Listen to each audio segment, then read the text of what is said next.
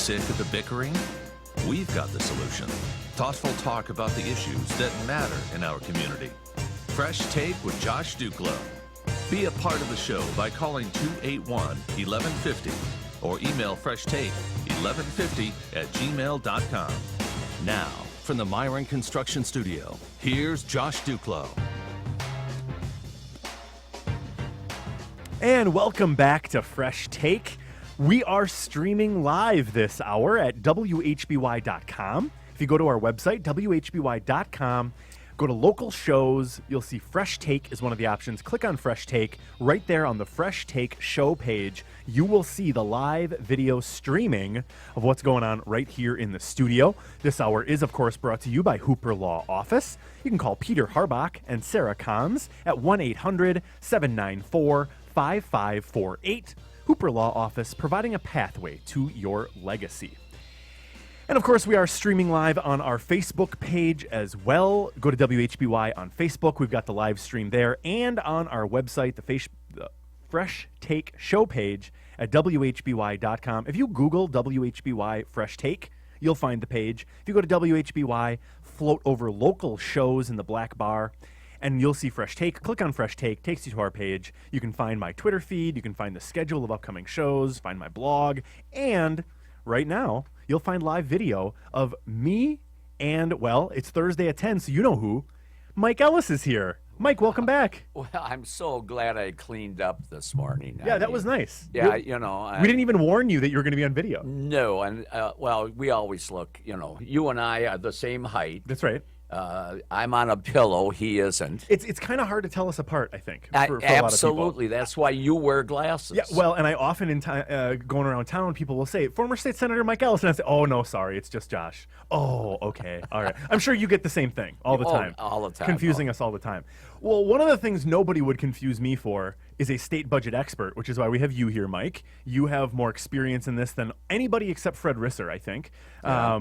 And you know what? We were looking this up yesterday. Yeah. Fred Risser, do you know when he was elected? 1954. Yes! Yeah, I know. Of course you know. Of course you know.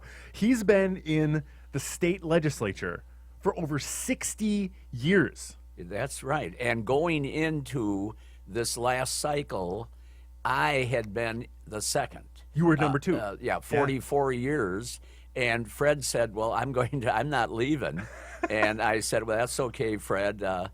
You just stay where you are. You've done a great job. His father also was a state senator dating back to the 1930s. Wow. So Risser's father was very prominent in the 30s and 40s. Fred got elected to the state assembly in 1954. So if you really want to put it all together, there's been a Risser in the legislature for 70, 80 years. It's amazing. Unbelievable. And he's still sharp as heck. Yeah, that's fantastic. Well, we were doing a little bit of research yesterday about a question, and that topic came up, so we were wondering about that. Nice little background there. But what is currently I think it's an urgent need. I don't know if you would use the word urgent, but our budget is overdue, Mike. Now, we talked last week that the world wasn't going to come to an end.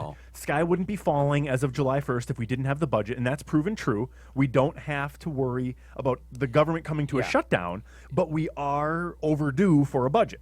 Yeah, but this is nothing, there was back in the time we had the debate over the Brewers Stadium. Right. In 1994. Sounds about right. We didn't finish the budget until October. But if you've all paid attention over the weekend, and you'll see Governor Christie sitting on a lawn chair along the Atlantic Ocean while all the beaches were closed. Now, talk about stupid. Right, bad optics right there. Boy. Yeah. But that state, if you don't have a budget by July 1st, and most states are like this, then literally everything shuts down. There are no people to let you into the state parks or to the beaches, but Wisconsin doesn't work that way. We have a budget from 15 to 17. That's the cycle we're in right now. Right. That amount of money and that budget item does not expire on July 1st, even though July 1st, for those that aren't familiar, our fiscal year begins on July 1st and it runs through June 30th of next year, and we have a 2-year budget. So then the second year starts July. But in Wisconsin, our budget continues as is. So all the programs, all the services you're getting right now are being funded at the level they were in the 15-17 budget.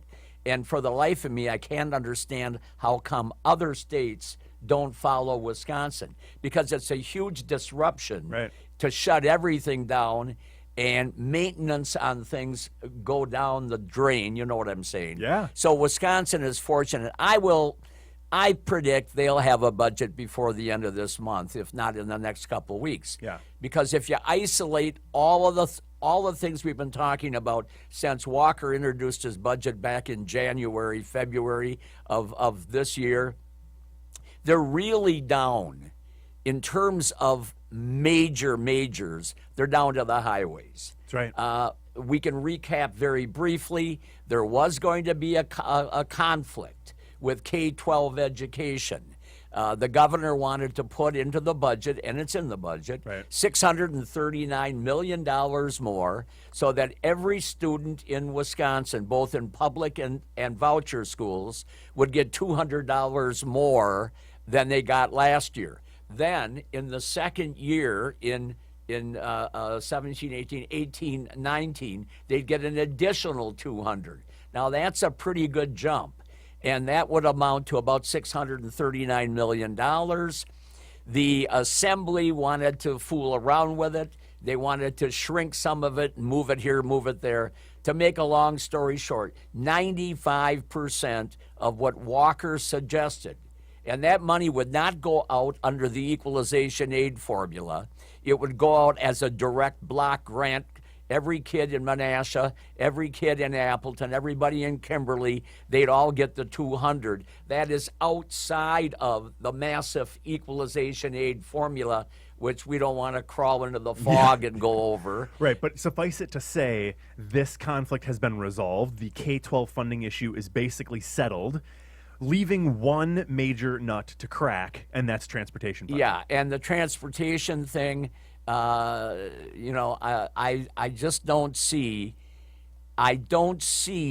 right now a solution to it, because Walker wanted to borrow $500 million more, and we've talked about this in the past. The bulk of that money will be paid for by transportation-related bonding.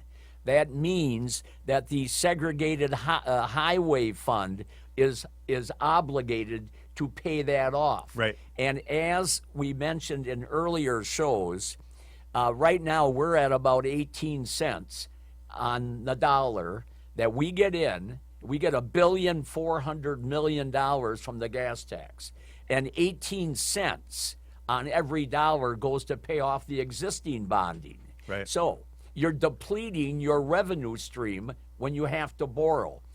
If Walker's $500 million sticks, that 18 will grow to almost 21 cents.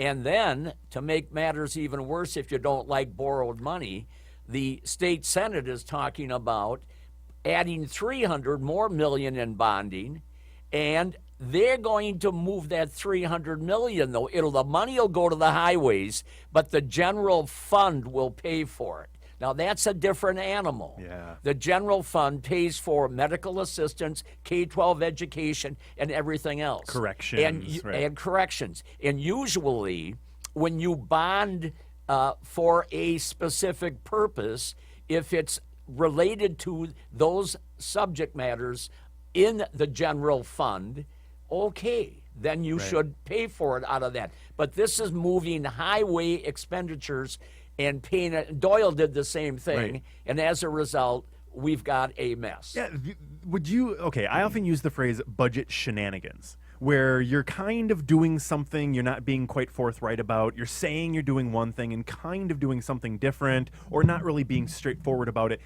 I would term this a budget shenanigan because you're paying for roads using revenue you're not supposed to be using to pay for roads with. Exactly, Right? and there's a little hypocrisy here, and I'll Shocking. tell you Shocking. why.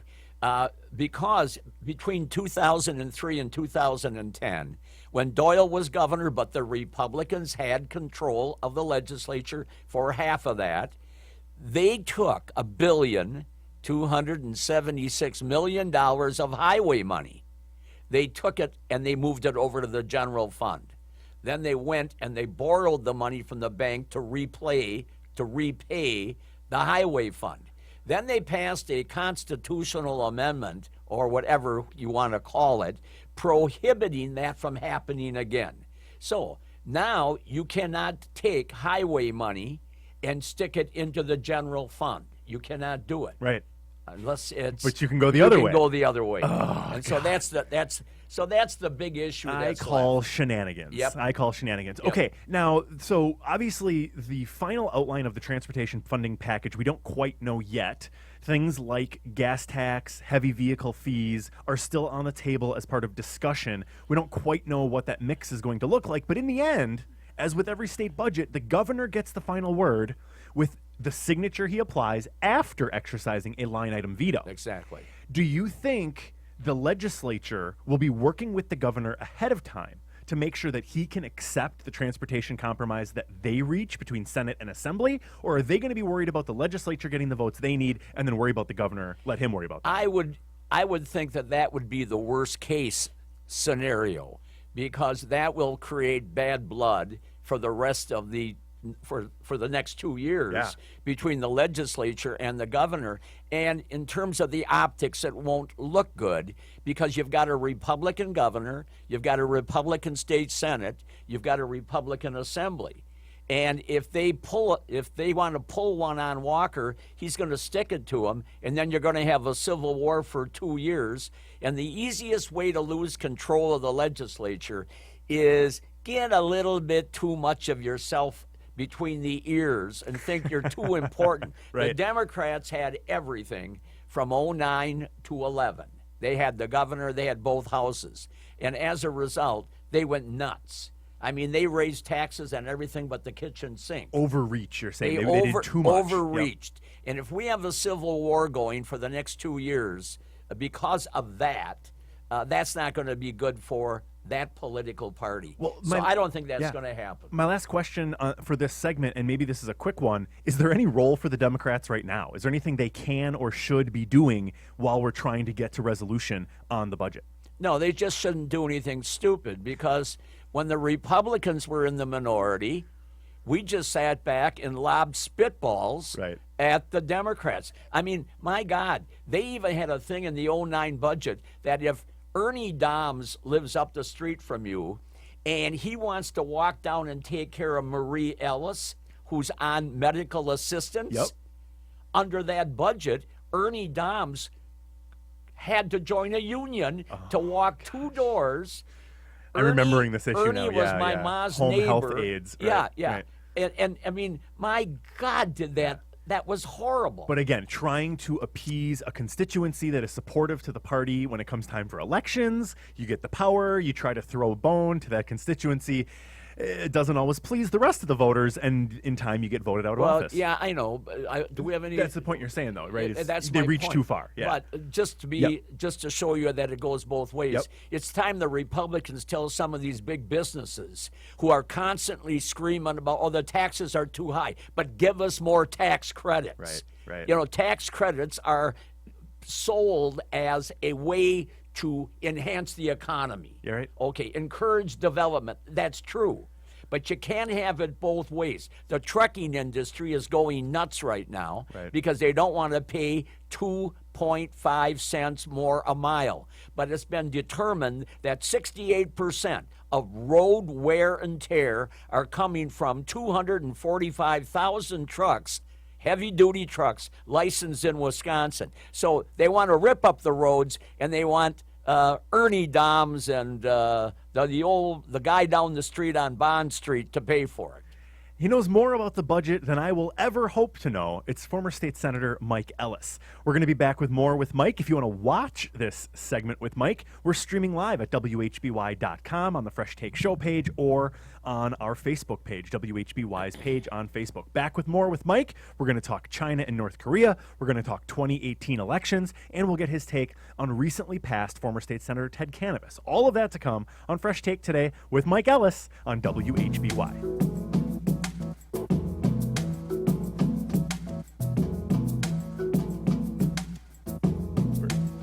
Welcome back to Fresh Take. I'm your host, Josh Duclo. You can see us live on WHBY.com. I was wrong. It's not on the Fresh Take show page. It's on the live video page. In that black bar where you see things like local shows, podcasts, etc., there's a video tab.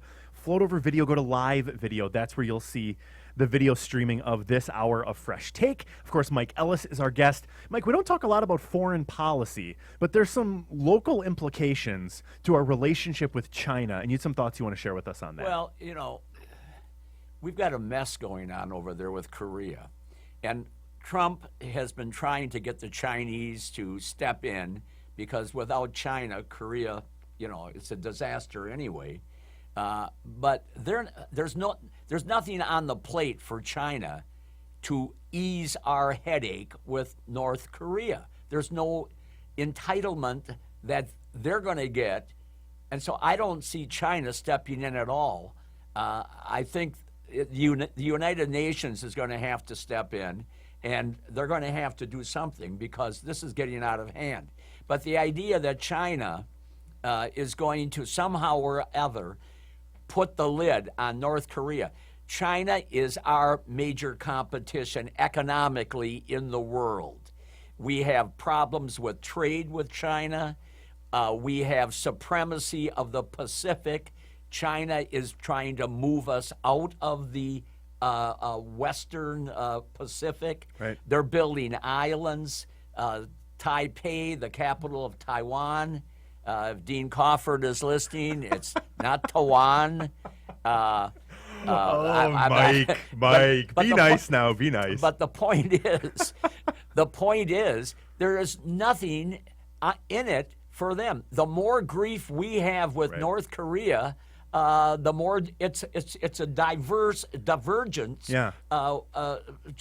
China's not going to step in and help us. The worst possible thing for China with North Korea would be if that government collapsed and they have North Korean refugees streaming over their border into northeast China, because they can't go south out of North Korea because there's the demilitarized zone, which is all, it's militarized, it's landmines and it's fortified. They can't stream into South Korea, they'd go into China. And that kind of a humanitarian crisis on their border is the kind of thing China is hoping to avoid, which is why it really freaks them out if they think we are going to come in and decapitate the Kim regime. Because that would be the worst possible outcome. It'd be easy for us. They would have to deal with the wreckage in the aftermath. Yeah, they'd have to, but you have to look at it this way. That war ended back in 1952, 53, whatever. Right.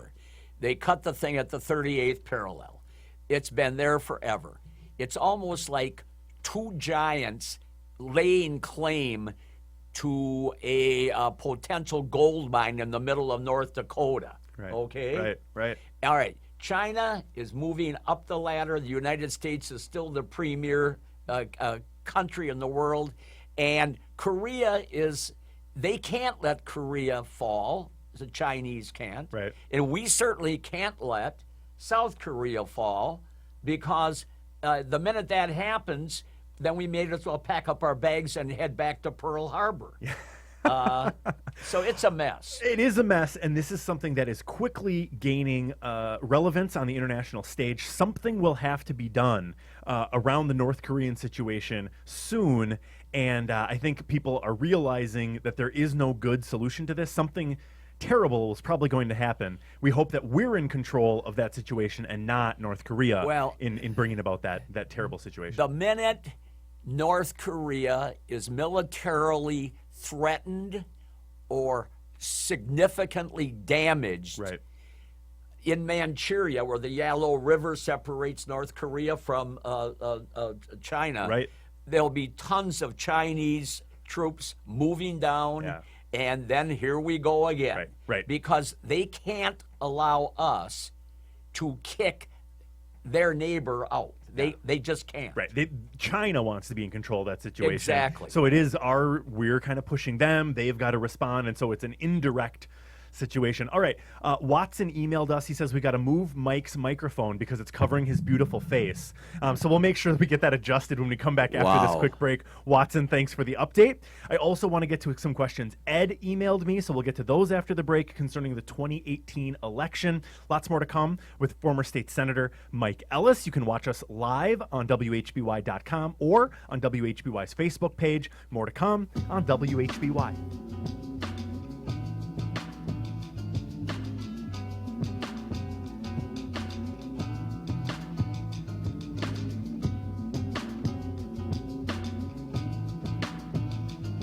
Welcome back to Fresh Take. I'm your host, Josh Duclo. We've got Mike Ellis in the Myron Construction Studio with us. This hour of Fresh Take brought to you by Hooper Law Office. Find them in their offices in Appleton, Green Bay, or Oshkosh, or find them online at hooperlawoffice.com. Hooper Law Office, providing a pathway to your legacy. We, of course, covered state budgets. We covered international affairs. Mike, what's left for us? It's the 2018 election, which still seems like forever from now, but it's going to be here faster than we know. And Ed sent me a great email just this morning, basically outlined all the topics we were going to talk about. Ed's clearly a regular listener. I love getting his emails. We'll start with this question. The fight for Tammy Baldwin's seat in the Senate is looming. Who do you see as the GOP possibilities? We had some news this week, or maybe it was last week, when Nicole Schneider made it official that she dropped out. She's not going to be running. So who's left, really, to take on Tammy Baldwin? Well, you've got Leah Vukmir, a state senator down in Milwaukee, but again, nobody out of Milwaukee knows who she is. Right. You've got possibly Scott Fitzgerald, who people do know. He's the current Senate majority leader. State Senate. But he'd have to, I believe, give up his seat in the state Senate to do it. You've got Hovde, who is a wealthy businessman, and he has run once before. That's right. He was in the primary that was eventually won by Tommy Thompson back in 2012. But to a large extent, when it comes to the U.S. Senate seat, and then you look at the governor's election in 18, right? You've got the same dynamic going on. Right now, there is no one out there on the Democrat side that is as active or well-known that is going to challenge Scott Walker. Right. Let's move over to the other side of the fence. Right now, you can throw out all these names, and they're all yawners. They know who Tammy Baldwin is because she beat Tommy Thompson. That's right. Which was a shock. Yes. 6 years ago, you know what I mean, or 4 years 2012, ago. 2012, yep. Yeah.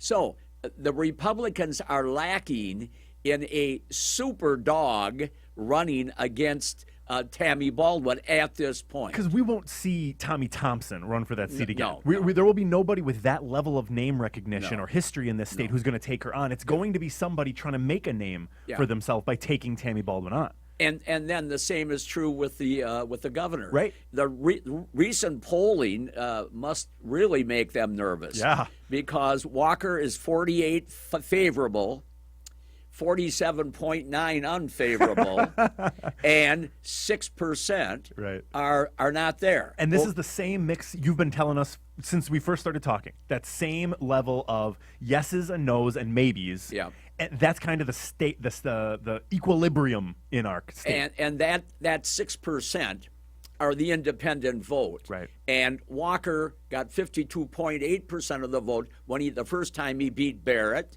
Then he was recalled, and he beat, I believe, Barrett again. Yes. That time it was 54%. Right. And then he ran against the bicycle lady. Mary Burke. Mary Burke. He got 54%. Yep. So what you've got in Wisconsin, you've got 48% of the people that are going to always vote for Walker and 47 or 48% that aren't. Right. And then you've got the 6. Right. And they swing this election. So I would say, to answer Ed's question, right now, if the elections were to be held, I would say both of them would probably get reelected. Yeah, there's just not a strong contender in either race No. other than the incumbent. Yes, Yeah, exactly. right. And so what was his next Yeah, point? well, here? he was asking about who would take on Tammy Baldwin, and he also wanted to know about the field of Democratic candidates for governor. So we covered both of them. I want to get your take on one name that's being floated as a potential Democratic candidate for governor and might be more of a Bernie Sanders type candidate, and that's Okay. Madison Mayor Paul Soglin. Now, you spent a lot of time in Madison, Mike, when you were in the state Senate. Yeah. Do you know Paul Soglin? I know Paul Soglin very well. I I remember assume. when Paul Soglin had long hair. When he was mayor He the had first long time. hair about the same time I had my own hair. And that's back in the 70s. And he was the hippie mayor of Madison. So then he got reelected back just a few years ago. He's been mayor now for a little while Well, again. he was mayor and mayor and mayor and mayor and mayor. And then something happened in Madison, and don't hold me to it, but I think Joe Sensenbrenner beat him. Okay. And although Sensenbrenners are historically Republican, Joe wasn't. Okay. And he won, and then blah, blah, and now we're back to Paul Soglin. Right. Paul Soglin may have the same problem running statewide as Tommy Thompson did. All right? Tommy Thompson left the pasture in 2001 and went off for 12 years or 10 years, was it? Well, 12 years. out in Washington D.C. Yeah, he went to Yep. Washington D.C. And he was gone.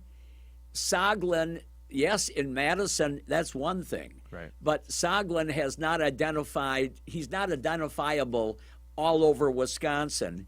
And not only that, Tommy, who just was tremendous as a candidate, couldn't beat a liberal. Because one of the and we can throw in Russ Feingold. Sure. Russ was gone for 6 years, packed up his van wherever he was, and came back here. When you're gone and you aren't here and you're not actively involved in statewide issues, you may as well look at your postcards from yesterday, because you're not going to get reelected after you're gone. You know, and that's a great point, is name recognition is a major factor in races. If people know who you are, Yep. that helps a lot. But if you've got two candidates that are well known, someone who has not been involved much lately loses a lot of that value, right? We might know who you are, but what have you done? Well, exactly. Where were you, Russ? Right. Where Right. were you, Tommy? Right. You see, and I think that's the problem with Paul Soglin. Right. Now, would he be a legitimate candidate? Absolutely. He's smart. He's extremely liberal. He embodies the distinctions between Republican, conservative, and Democrat. So he'd be a good candidate. Now, but the bottom line on all of this is what happens in Washington between now and 18. Yeah, that's going to be a because big the factor. clouds coming out of Washington. One of the reasons that Walker won in 2010, and one of the reasons Johnson won, was they were fed up with what was going on in Washington. So a lot is going to depend on whether or not they can clean up their act in D.C. They've got to do something in health care, and they've got to do something on tax reform. And if they fail on both of those, then that makes it easier for someone to knock out either Walker or ensure Baldwin. Yeah. So let's look at the elections in D.C. and figure out. Now, we've already got two announced Democratic challengers to Congressman Glenn Grothman in Wisconsin's 6th District, one of whom is the nephew of former U.S. Senator Herb Kohl. This is Dan Kohl. He's announced he's going to take on Glenn Grothman. We also have a man named Scott Ulmer, who owns a marketing business. Now, this 6th District seat has been in the hands of the GOP in Wisconsin since 1964. Yep. So do you think Glenn Grothman is really at risk here? No. Yeah, just no chance. No, if you take a look at the districts in Wisconsin, the three safest districts would be the Milwaukee seat with Gwen Moore, Right. the suburbs with Jim Sensenbrenner, and then the Glenn Grothman seat. These are districts 4, 5, and 6. Yeah, and then you move north of Winnebago County, and you've really got yourself a toss-up district Right. with Gallagher who will be running for re-election. But that baby has swapped back and forth over the last 20 years. Right. You go up north, it's pretty much a Republican seat. But Dave Obey, the Democrat, had it for 20 years. Right. And so that's in play. You go to western Wisconsin with Ron Kind.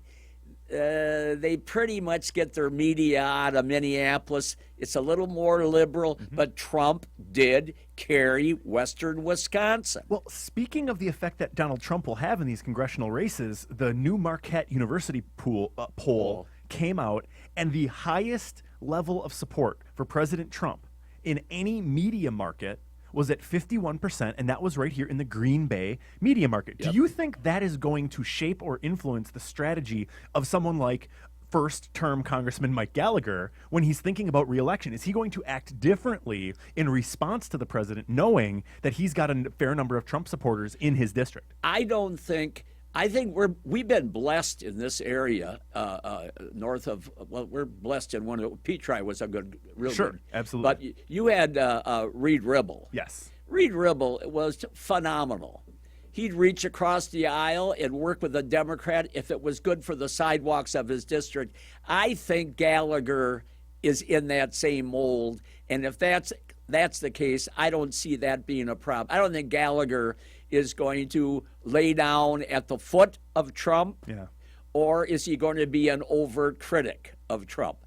I think Gallagher will assess what's best for the people of his district, and if Trump doesn't like it, tough. Yeah, really attuned to the voters less than the political winds that might be blowing and in then Washington. we forgot Ryan down in western Wisconsin.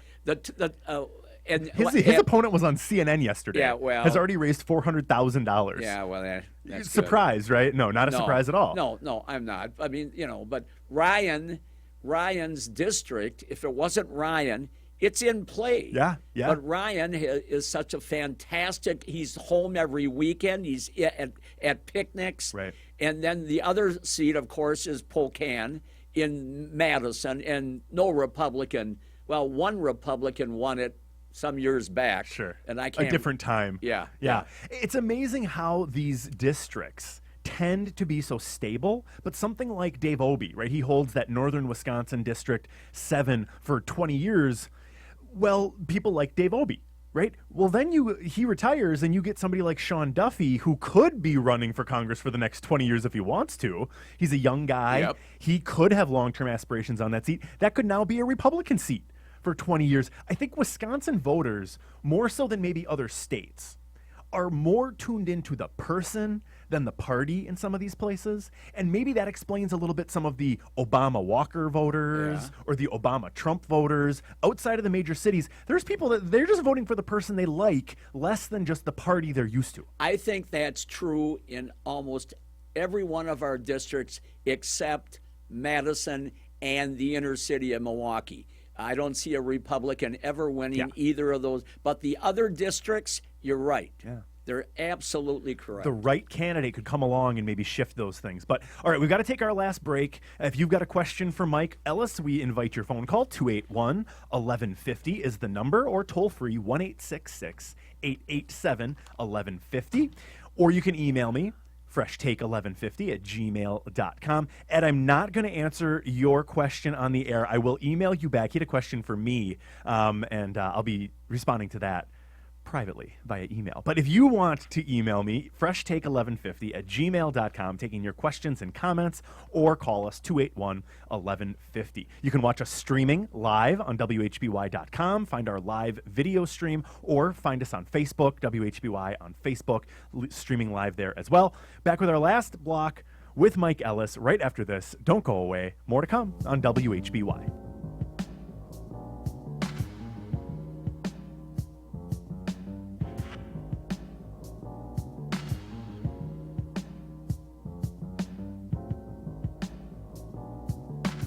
And welcome back to Fresh Take. Our guest is former state senator Mike Ellis. Carol Patrizzi from the news team just walked in, handed us the latest update from the AP regarding state budget negotiations. Mike, you were looking at it during the break. What'd you see? Well, Walker initially wanted $500 million in additional bonding. The Senate wanted to add $300 million on top of it. What's just hot off the press, Walker has now reduced his 500 in borrowed money down to 300 in borrowed money. $300 million in borrowing. $300 million in borrowing, for transportation, which would be a giant step in terms of making peace with the assembly, who wants to raise reoccurring revenue, and they were not in favor of 5. They certainly weren't in favor of 8. So it looks to me like there is movement. Now, if that's the case, if Walker is reducing that, he apparently is going to redirect what we call 90-10 money. 90-10 projects are projects funded 90% with federal gas tax money and 10% with the state. That's what our big project on the Rowley-Campo Bridge is all about. 90-10. So there are a ton of those projects that are 90-10s that are in the pipeline to be done over the next 2 years. And if he reduces the bonding, he's going to have to shove those projects back to accommodate the zoo interchange in Milwaukee. The governor has said he wants to keep those interstate mega projects on track, Yes. which would mean diverting federal funding from smaller projects into those to keep them going forward. Those smaller projects like perhaps the bypass around Hortonville. Right, the I Highway mean, 15 I'm not bypass. going to say that that's going, but that's an example. Right, a project like that Yes, could be yes. the sacrifice Yes. that's made to get this bonding cut. Okay, so that's the latest news. We'll have more on that as it develops. I told you we try to bring you what we know as soon as we know it. But Mike, the last thing I do want to talk about with you is the passing of a former colleague of yours, former state senator Ted Canavas. Tell us a little bit about your work with we Ted were Canavas. just shocked. We didn't even, I don't think any of us were aware that Ted was that ill. Ted became a state senator when Tommy left. He had 2 years left on his term, and he chose Margaret Farrell to become the lieutenant governor. She was the state senator. Ted Canavas was elected, and he stayed throughout that decade. And he was just one heck of a sharp guy. And he wasn't a right-winger or a left-winger. He was a reasonable person to deal with. And I just feel so bad. He was a credit not only to his family, to his children, but he was a credit to the state of Wisconsin. He was decent. Yeah. And it's sad to see that he has passed at the age of 56. That was a shocker. Yeah. Do we have any time left? Yeah, we got about a minute and a half. Well, I want to just welcome my brother, Okay. Patrick Richard Ellis, and his wife Sylvia are up here from Georgia, and he's a year younger than I am, Okay. and 6 inches and 50 pounds bigger than me. But Dickie, we're so happy that you're up here, and you're going to be meeting with your friends that you went to high school with. They come up every year on July 3rd, this time frame, because back in 1937, my dad and mother got married in Appleton, and they were married for 48 years until Dad passed away. So all of the Ellis kids, 8 of them, they all come from Georgia, Omaha. My sister, who's a liberal. And you forgive her for that. Well, we let her come. She's a professor out in Taos, New Mexico. Okay. They're all in town right now, and what's amazing about it is they're there, their kids are there, and their kids' kids are there. So it looks like we should have rented a kindergarten school.